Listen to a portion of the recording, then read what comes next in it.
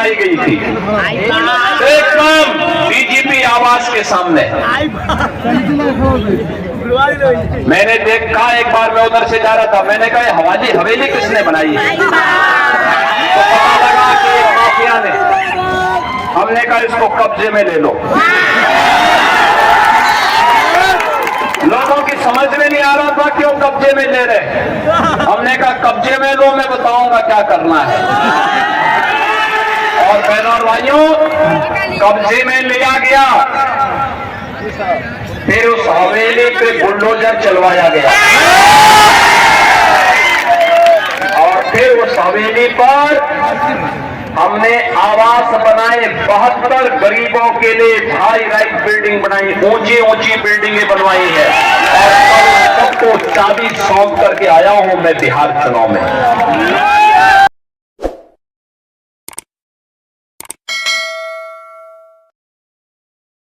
जिस धरा ने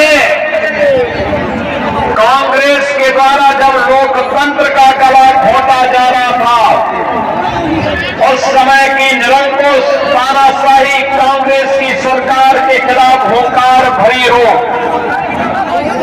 जिस धरा ने सामाजिक न्याय का एक न्याय इतिहास रचा हो, जिस तरह में माता जानकी ने जन्म लेकर के साक्षात लक्ष्मी का अवतार बनकर के लोक कल्याण का मार्ग प्रशस्त किया हो, ऐसी पावन धरा को कोटि कोटि नमन करते हुए मैं आप सबका हृदय से अभिनंदन करता हूं। बहनों और भाइयों, यूपी और बिहार एक साझी विरासत के प्रतीक है। हमारा रिश्ता, हमारा संबंध ऐसे ही है जैसे श्री राम और माता सीता एक दूसरे के साथ पवित्र संबंधों के साथ जुड़े हुए हैं, कोई इसे अलग नहीं कर सकता।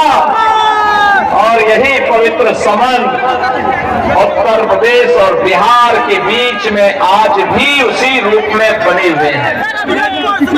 बहनों और भाइयों, बिहार का अपना गौरवशाली इतिहास है। महात्मा बुद्ध को जब ज्ञान प्राप्त करना था, बिहार की धरती से ही ज्ञान प्राप्त हुआ। 24वें तीर्थंकर भगवान महावीर इसी बिहार की धरती में जन्मे थे। देश के पहले राष्ट्रपति डॉक्टर राजेंद्र प्रसाद बिहार की देन है। लोकनायक जयप्रकाश नारायण और जननायक कर्पूरी ठाकुर भी बिहार की देन है। बहनों और भाइयों, बिहार, जिस बिहार ने मैथिली और भोजपुरी की इस संस्कृति को छठ के माध्यम से वैश्विक पहचान दी, ऐसी शारदा सिन्हा इसी बिहार की पच है। ये बिहार शास्त्रीय संगीत की ध्रुपद शैली का जन्म इसी बेदिया राजघराने में हुआ था। और उसी बिहार, जिस बिहार ने भारत को गौरव प्रदान किया। भारत का स्वर्ण युग कौन था? जब पटना राजधानी थी। आचार्य चाणक्य और चंद्रगुप्त मौर्य की जोड़ी थी। भारत अब समृद्ध हुआ करता था, दुनिया का सबसे समृद्ध देश भारत हुआ करता था। लेकिन बहनों और भाइयों, आजाद भारत में जो संभावनाएं बिहार के पास थी, पहले कांग्रेस ने, फिर आरजेडी ने और सपनों को दूसरित करने का काम किया। बिहार के नौजवानों के सामने आरजेडी और कांग्रेस ने पहचान का संकट खड़ा किया। यहाँ के किसानों को अंग्रेजों की विरासत के अनुसार कांग्रेस ने भुखमरी की ओर धकेला, आरजेडी ने उनका शोषण किया। जो एक समृद्ध बिहार बनने का सपना था, और समृद्ध बिहार को इन लोगों ने जंगलराज में बदल करके बिहार के नौजवानों के सामने, बिहार के नागरिकों के सामने पहचान का संकट खड़ा किया। लेकिन 20 वर्ष पहले बिहार के नौजवानों ने अंगड़ाई ली। बिहार का नौजवान जब अंगड़ाई लेता है तो कुछ नया करता है। नीतीश बाबू के नेतृत्व में एनडीए की सरकार बनती है, और एनडीए की सरकार बनने के साथ ही बिहार के अंदर सुशासन की एक आधारशिला खड़ी की गई। आधारशिला सुशासन की सुदृढ़ आधारशिला। बहनों और भाइयों, आज हम लोग आए हैं आपसे अपील करने के लिए, इसी सुशासन की सुदृढ़ आधारशिला में एक मजबूत इमारत का निर्माण करना है। समृद्ध बिहार और विकसित बिहार की प्रधानमंत्री मोदी जी की संकल्पना को आगे बढ़ाना है। और मुझे बताते हुए प्रसन्नता है, आज पहले चरण का चुनाव बिहार के अंदर चल रहा है। 121 विधानसभा में वोटिंग हो रही है। बिहार का नौजवान, बिहार का किसान, बिहार का श्रमिक, बिहार की माताएं बहनें झोंक करके एनडीए को वोट देती हुई दिखाई दे रही है। और उदाहरण बताता है कि जब 14 नवंबर को परिणाम आएंगे तो फिर एक बार एनडीए सरकार का नारा बुलंद हो जाएगा बिहार के अंदर। और इसीलिए मैं आपसे अपील करने के लिए आया हूं। बहनों और भाइयों, बिहार मां जानकी का जन्मस्थली, और कांग्रेस ने माननीय उच्चतम न्यायालय में कहा था कि राम तो है ही नहीं, यानी माता सीता को भी झुटलाने का प्रयास। कितना बड़ा पाप इन कांग्रेसियों ने किया।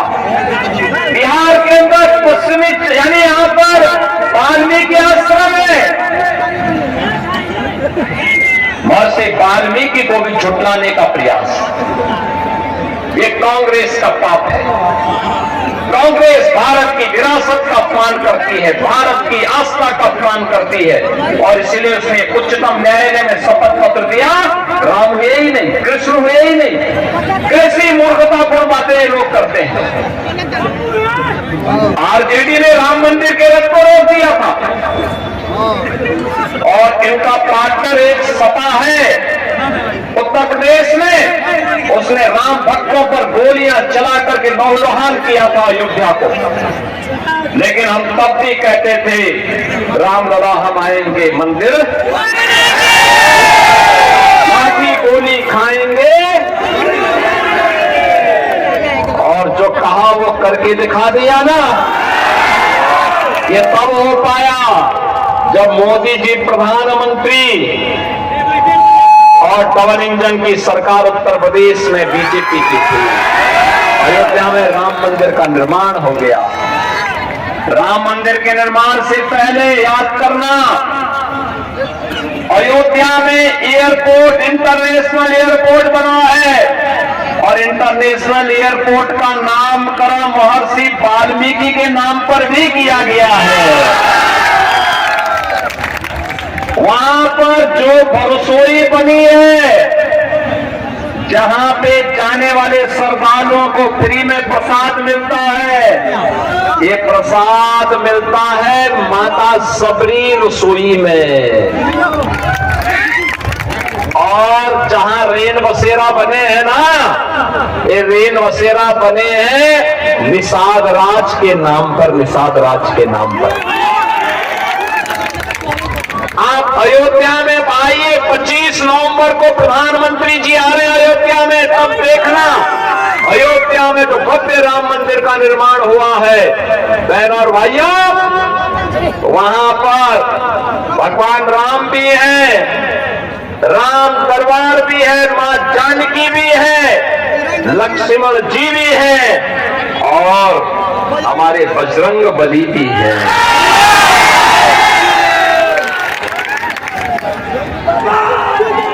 अयोध्या में तो से भी हनुमानगढ़ी में हमेशा हनुमान जी महाराज विराजमान है। सुग्रीव किला भी है। और यही नहीं, याद करिए रामायण काल का पहला बलिदानी कौन है? जटायु।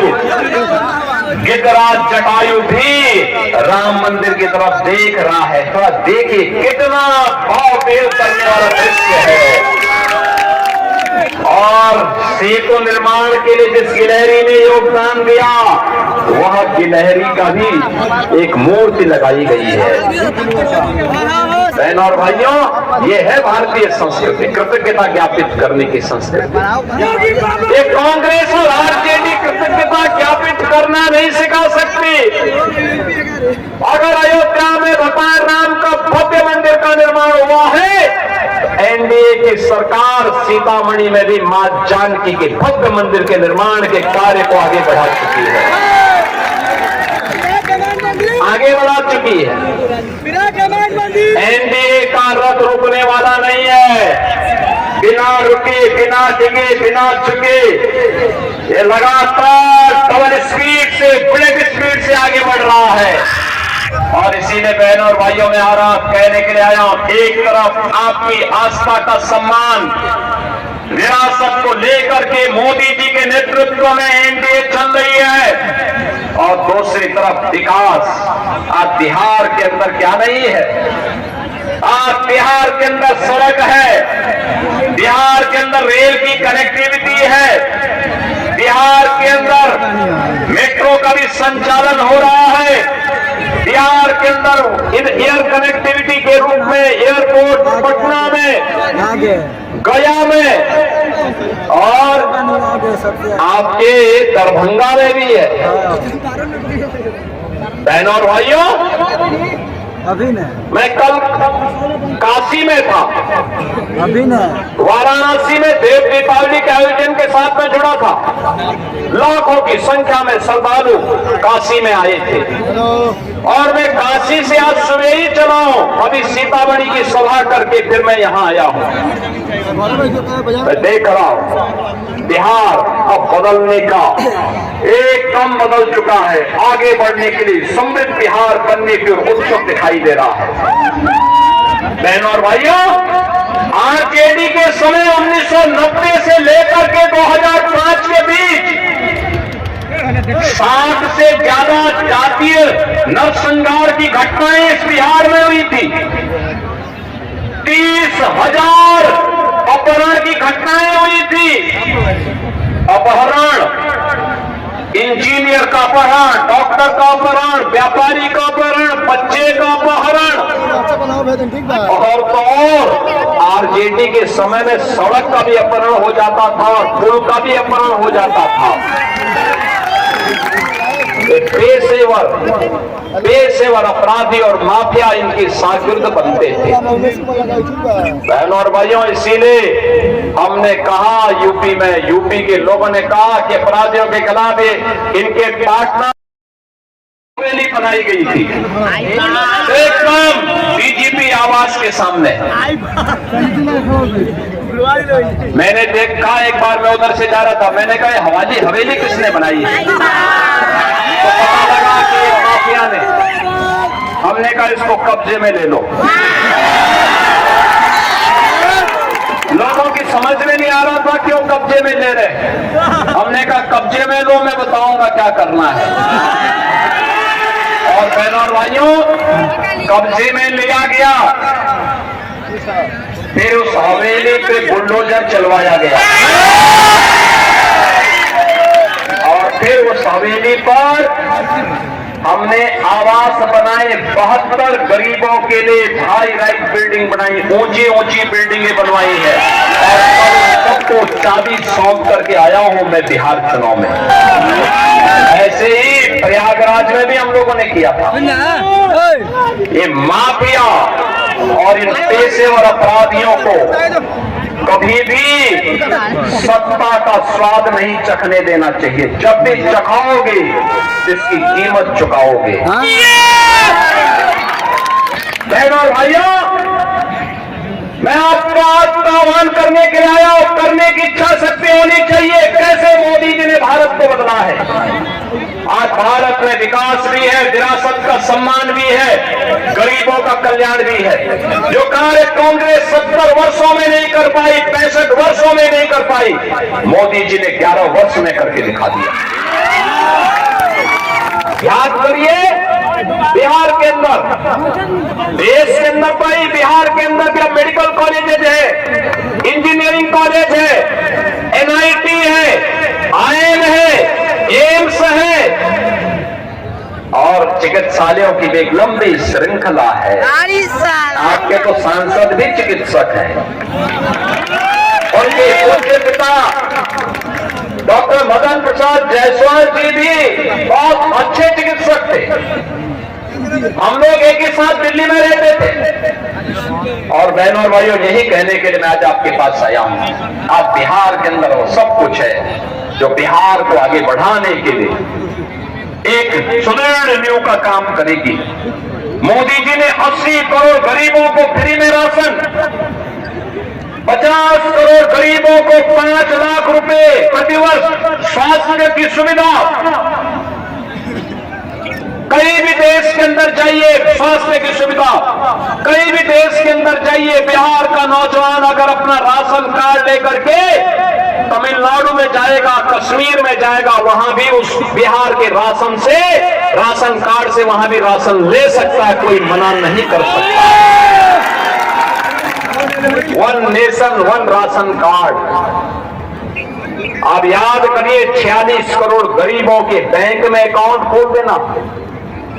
एक कांग्रेस और आरजेडी की दलाली को मोदी जी ने जैसे पूरी तरह रोक दिया है। गरीब का पैसा गरीब के खाते में जाएगा।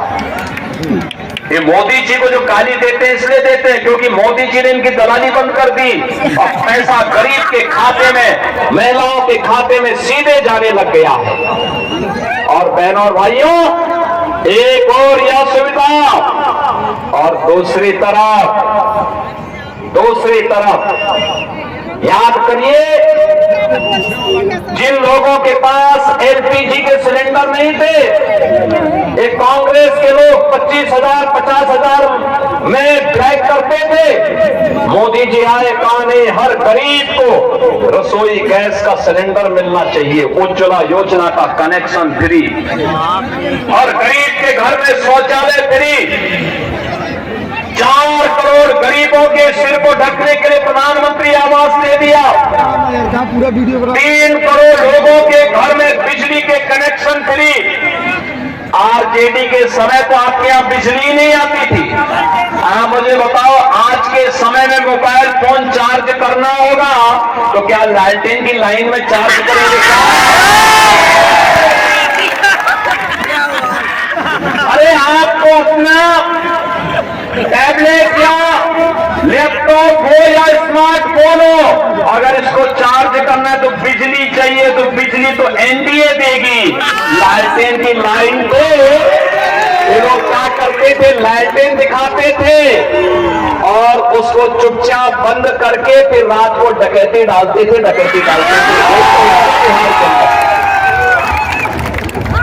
अब डकैती नहीं डालने देनी है। और मैं तो आज आपसे कहने के लिए आया हूं, बहनों और भाइयों, ये भारत का इतिहास है कि अगर जाति के नाम पर जो कांग्रेस, आरजेडी, एसपी, ये सभी दल बांटने का कार्य कर रहे हैं, और जब भी बटे थे तो कटे थे, बटे थे तो बटना नहीं है। एकजुट हो करके कांग्रेस और आरजेडी के जंगल राज और माफिया राज का मुंहतोड़ जवाब देना है। और इसीलिए मैं आया हूं, श्रीमती रेणु देवी जी एनडीए के प्रत्याशी के रूप में आपके बीच में आए हैं। बहुत वरिष्ठ नेता है, आपके बीच में रहे हैं, सहज हैं, सरल